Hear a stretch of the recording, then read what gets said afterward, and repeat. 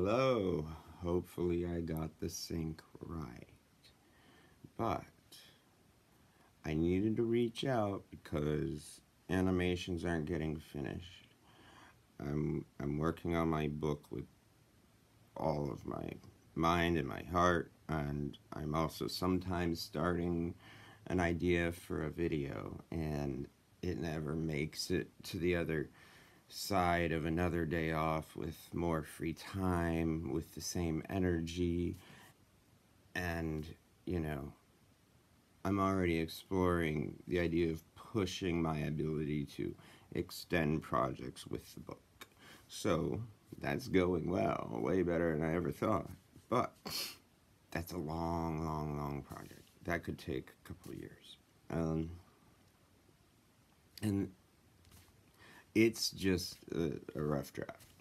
I'm digitizing it all into a method of trying to remember where it all is so I can remember and memorize what I want, throw away the rest.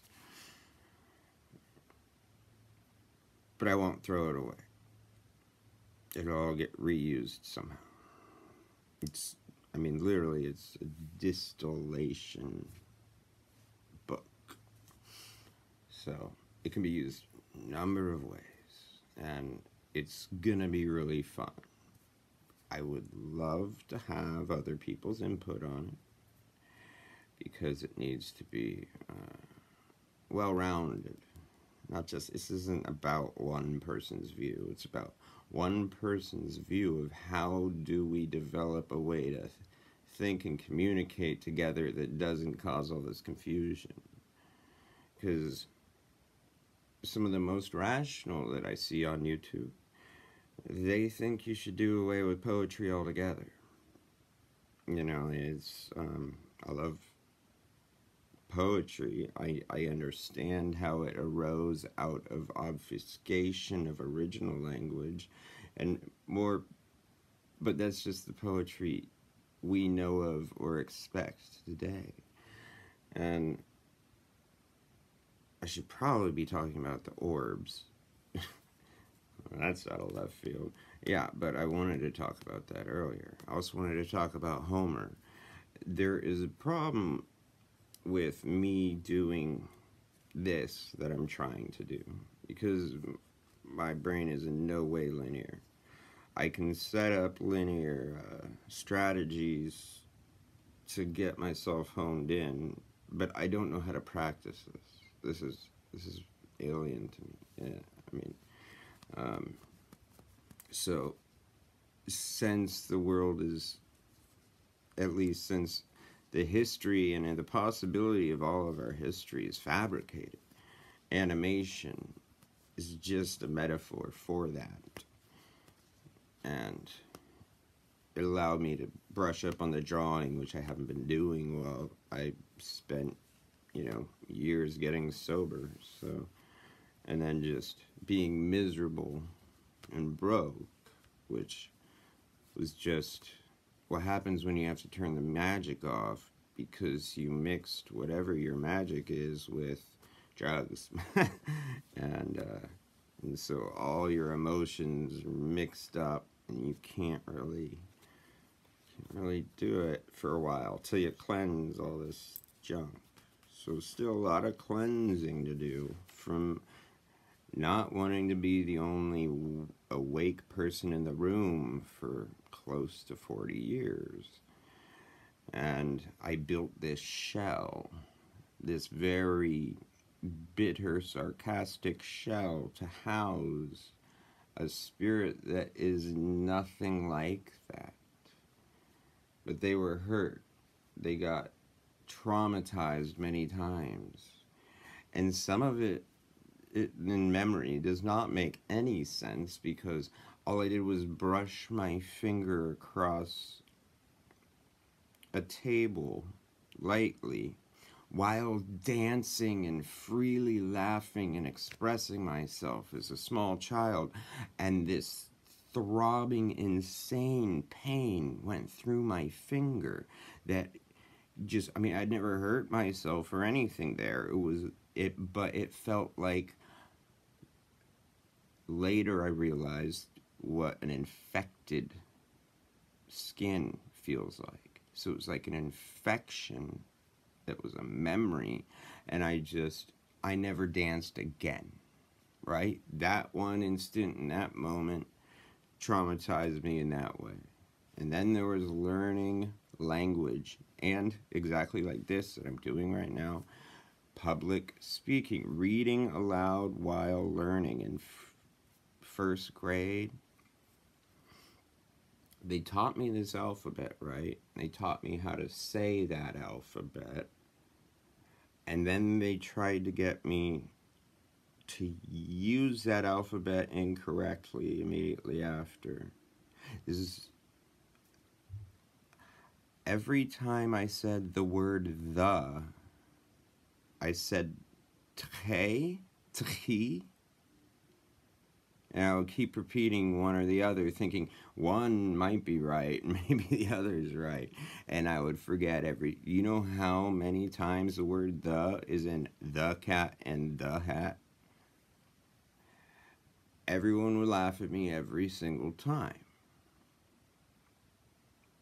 And this, along with the content of my freely spoken words, made it very difficult for me to express myself. You could say that my fifth chakra was damaged.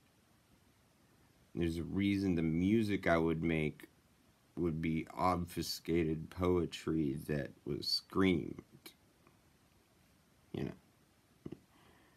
But the expression, if I don't express it, I feel like absolute garbage and I'm angry. So unless you do these creative things, you build up all sorts of horrible things. The muses turn into the fates or something, or they hand you off to a different collector. If the energy is not interacted with, something else will use it. It's crazy. The world is not the way I was taught as a child. And I knew that. I remember being born. And I always doubted it because the moment I got out here, the world's been telling me I know nothing. But I remember knowing I had thoughts from before I could have known English. I have memories and dreams from before, all of it. And one of those dreams was me getting here. The neat thing was the reoccurring dreams about being in a jungle, a thick jungle. And I was a raptor. And I was chasing down prey. And over the years, from my crib to my bed, it switched positions. Suddenly, I was a man naked in a forest, terrified, absolutely terrified, running through this jungle, and there was dinosaurs chasing me, and they'd eat me every time. So I not only experienced to be the predator, I then had to be the prey.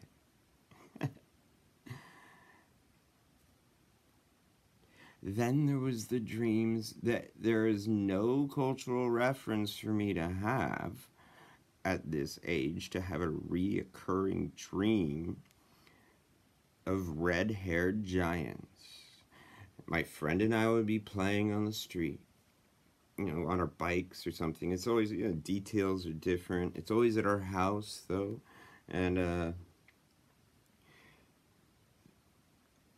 color would come into the sky and a sound would come. There would be this sound and we'd know they were coming, which gave us enough time to literally play hide and seek. So we would play hide and seek, waiting for them to come and find us. And they'd rip the roofs off of the houses, and they'd come and they'd get us every single time.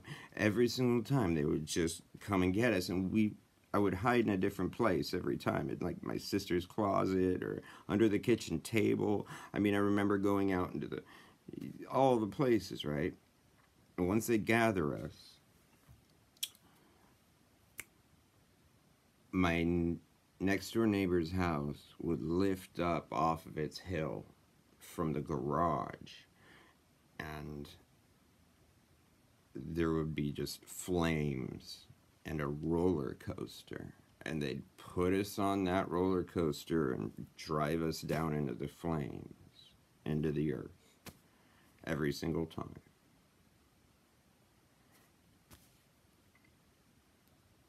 So I guess this is about a few of my reoccurring dreams, one of which was kind of like a water slide that got me here. It wasn't normal water. It was all glowy.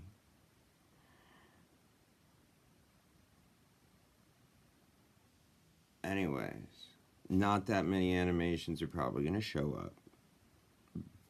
I don't think doing these videos of the book is really, you know, I don't want to just do that forever. You know, it's kind of ridiculous.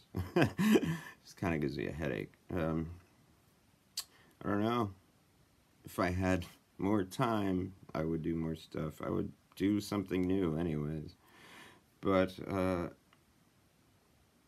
what follows is work on a recipe of hollandaise as a hiding place for the conceptual ingredients needed to make the Philosopher's Stone. And I tried going really deeply into this. The problem is my brain is fractal because of the orbs, and I'm going to mention it once more and not go into it, but I need to be prepared for that. I need to be better at this to tell that story. And I need to be better at telling stories, so I'm going to force myself to do this. This is the 5th take. The first time it was alright, but I didn't press record. I have to press record twice, so I didn't press record on one, so, and I have to figure out how to look at the camera. Well, I don't know why it has to be there. Keep looking over there. Let's keep this short. I don't know what I said. I hope you're all doing alright. It's weirder out there. The AquaCure is amazing food. After 8 months, almost all of my pain is gone, and I can see a hopeful future even though the damage I have done to my body. Hydrogen is good food. Drink good water. Adios.